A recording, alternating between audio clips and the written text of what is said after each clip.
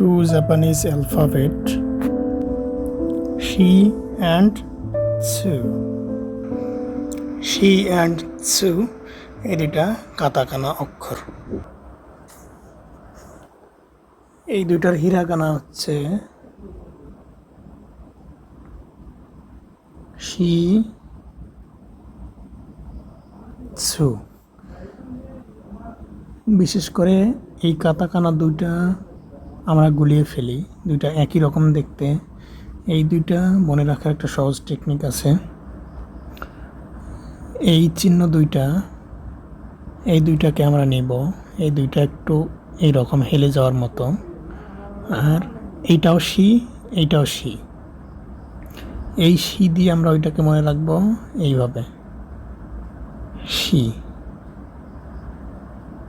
আর ছু, এটাও ছু, এইটাকে মনে রাখবো এইভাবে। এইটার এই চিহ্ন দুইটা একটু খাড়ার মতো, আর হিরাগানার ছুটা এইরকম। বোঝার সুবিধার্থে আরেকবার আর্ট করব। শি, ছু, এই দুইটা দেখতে একই রকম, পড়তে গেলে, রিডিং পড়তে গেলে এই দুইটাই অনেক সময় বিগিনারদের অনেক সমস্যা হয়ে দাঁড়ায়।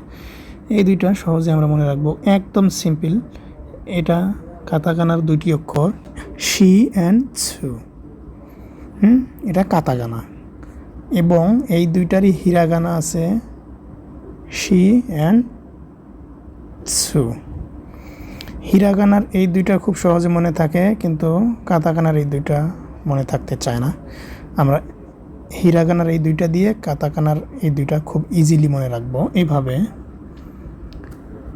শিটার এই দুইটা নিব,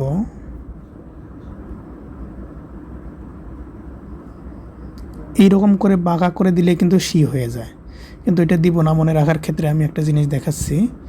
হিরাগানার শিটা এই রকম, আমরা এই দুইটা লাগিয়ে দিলাম।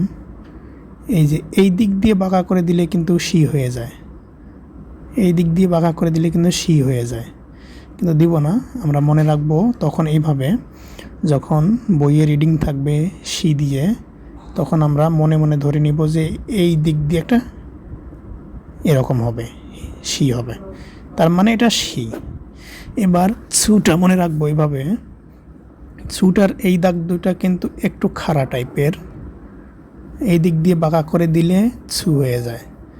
এখন আমরা বাঁকা করে দিব না, হিরাগানার ছু দিয়ে মনে রাখবো। হিরাগানার ছু এইরকম, হিরাগানার ছু এইরকম। এখন যদি আমরা এই দিক দিয়ে একটা টান দিই, তাহলে কিন্তু কাতাকানার ছু হয়ে যায়, কিন্তু টান দিব না। আমরা মনে রাখবো বইয়ে রিডিং পড়ার সময় আমাদের এই দাগ দুইটা খাড়া থাকবে, আর মনে মনে যদি আমরা কল্পনা করে নিই এরকম একটা আছে ছু, তাহলে কিন্তু আমাদের কাতাকানার ছুটা হয়ে যায়। শিটা একটু এরকম, ছুটা এরকম। শিটা আমরা এইভাবে মনে রাখবো, ছুটা এইভাবে মনে রাখবো। ওকে, ডান।